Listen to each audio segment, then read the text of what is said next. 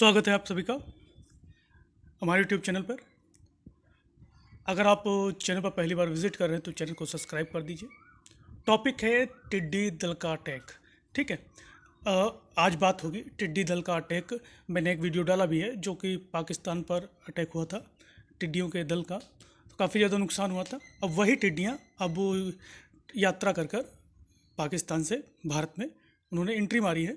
भारत के किन राज्यों में हाई अलर्ट जारी किया गया है और ये जो टिड्डियाँ दल हैं, ये कौन सी टिड्डी सबसे ज़्यादा हानिकारक होती है और कौन सी टिड्डी भारत में अटैक करती है और ये कहाँ से आती हैं, ये सारी जानकारी आपको इस वीडियो में मिलेगी।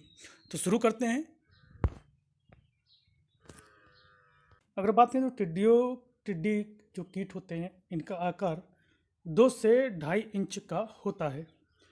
टिड्डी दल का झुंड एक दिन में 200 किलोमीटर का रास्ता तय कर सकते हैं। टिड्डी अपने वजन से अधिक का भोजन खा सकती हैं, इसलिए हानिकारक है फसलों के लिए काफ़ी ज़्यादा। यह 15 किलोमीटर प्रति घंटे की रफ्तार से उड़ने की इनकी क्षमता होती है। यह लाखों करोड़ों की संख्या में झुंड के रूप में 3 से 5 किलोमीटर एक साथ उड़ते हैं। आसमान में उड़ते हुए इन टिड्डी दलों में 10 अरब टिड्डे हो सकते हैं। हरी पत्तियों एवं उस पर लगे हुए फूल, फसलों के बीज आदि टिड्डी के पसंदीदा भोजन के रूप में होते हैं।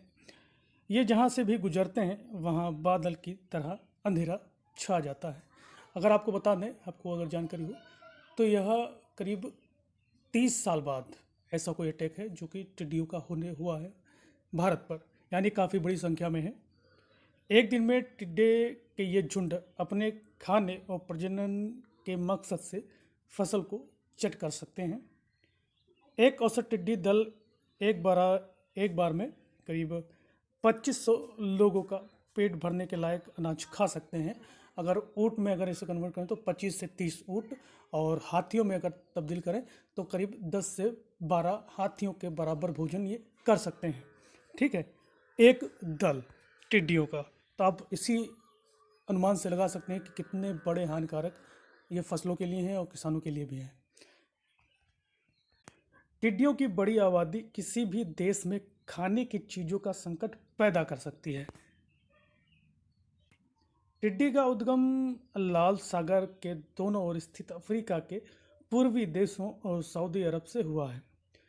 इसके बाद सऊदी अरब, यमन, ओमान और ईरान में टिड्डी के बड़े झुंड विकसित होते गए। खास तौर से ईरान से लगातार टिड्डियाँ पाकिस्तान के बलूचिस्तान से होती हुई भारत की तरफ आईं। नवंबर-दिसंबर में थार रेगिस्तान और पश्चिमी राजस्थान में पश्चिमी विक्षोभ के प्रभाव से अच्छी बारिश हुई, जिससे पश्चिम एशिया से यहाँ पहुंची टिड्डियों को प्रजनन करने की अनुकूल परिस्थिति मिली। आमतौर पर टिड्डियाँ नवंबर में ख़त्म हो जाती हैं, लेकिन इस बार नवंबर में बारिश से इन बिन बुलाए मेहमानों को दिल लग गया और 2020 का मई आ गया, परंतु ये वहीं पर रही।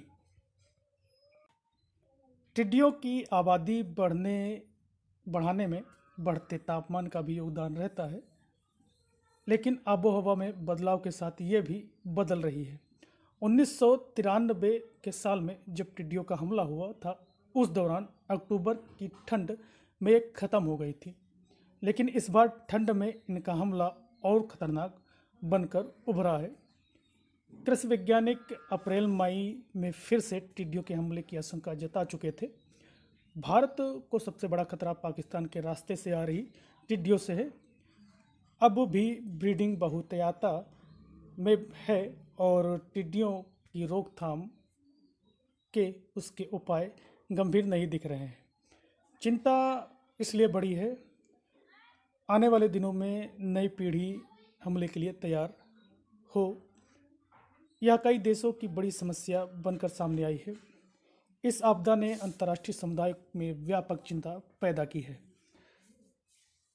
वहीं विशेषज्ञों का कहना है कि टिड्डियों के खतरे का सामना करने में अंतर्राष्ट्रीय सहयोग को मजबूत किया जाना चाहिए।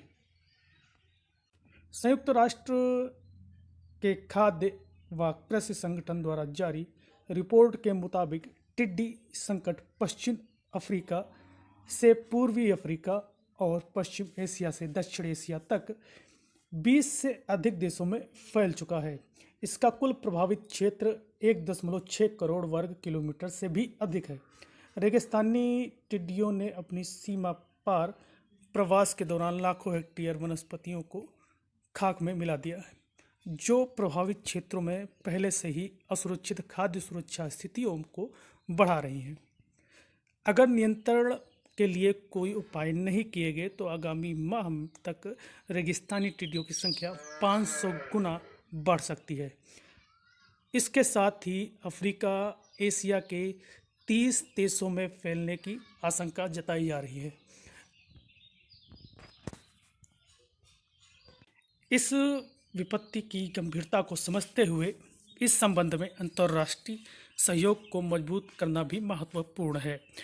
भारत को वैश्विक सहयोग के साथ टिड्डी की पैदाइशी वाले देशों में ही इसके खात्मे का प्रयास करना चाहिए, क्योंकि एक बार देश में घुसने के बाद इस पर नियंत्रण पाना आसान नहीं होता है। भारत पे जब हमला इन्होंने किया तो 7 राज्यों में हाई अलर्ट जारी किया गया। उन राज्यों के नाम राजस्थान, गुजरात, महाराष्ट्र, मध्य प्रदेश, हरियाणा, आंध्र प्रदेश और उत्तर प्रदेश के सीमावर्ती इलाकों में हाई अलर्ट जारी किया गया है। टिड्डी दल के हमले को लेकर DGCA ने अलर्ट जारी किया है। ये अलर्ट पायलट, ग्राउंड स्टाफ और इंजीनियरिंग विभाग को निर्देश दिया गया है।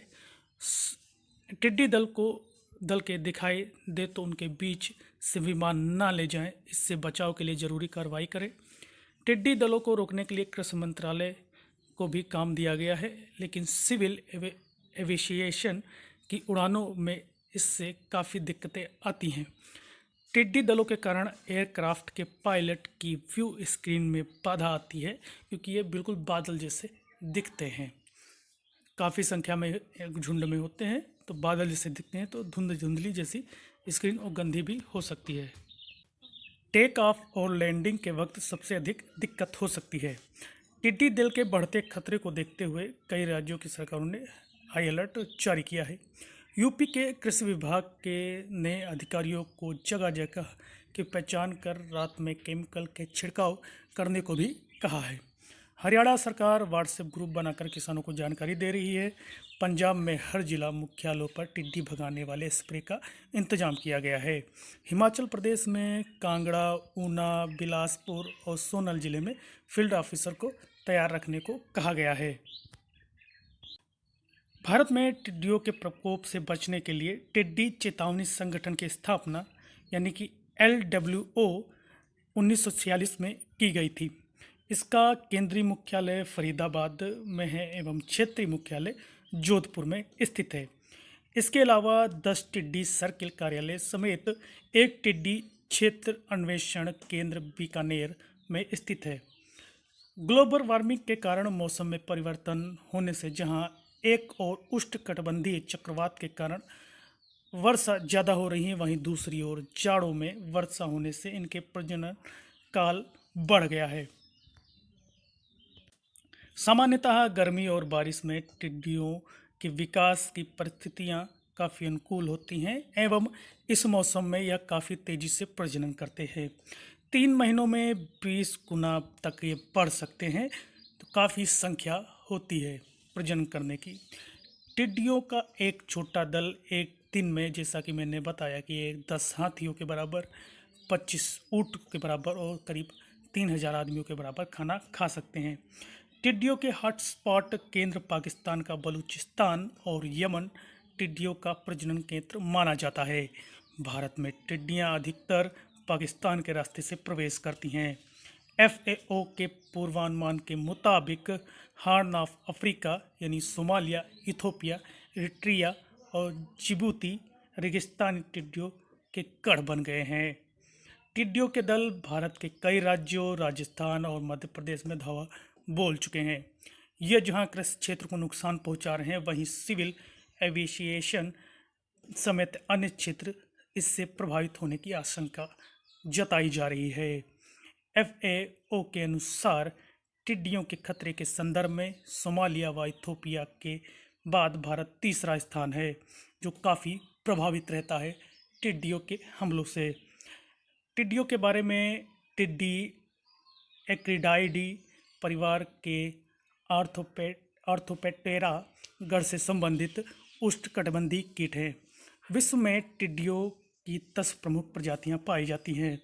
रेगिस्तानी टिड्डी, जो कि काफ़ी खतरनाक होती हैं, बॉम्बे टिड्डी, प्रवासी टिड्डी, इटालियन टिड्डी, मार्को टिड्डी, भूरी टिड्डी, दक्षिण अमेरिकी टिड्डी, ऑस्ट्रेलियाई टिड्डी व वृक्ष टिड्डी। रेगिस्तानी टिड्डियों की प्रजाति सबसे खतरनाक और विनाशकारी मानी जाती है। भारत में रेगिस्तानी टिड्डी, प्रवासी टिड्डी, बॉम्बे टिड्डी और ट्री यानी वृक्ष टिड्डियों की 4 प्रजातियों का प्रकोप रहता है।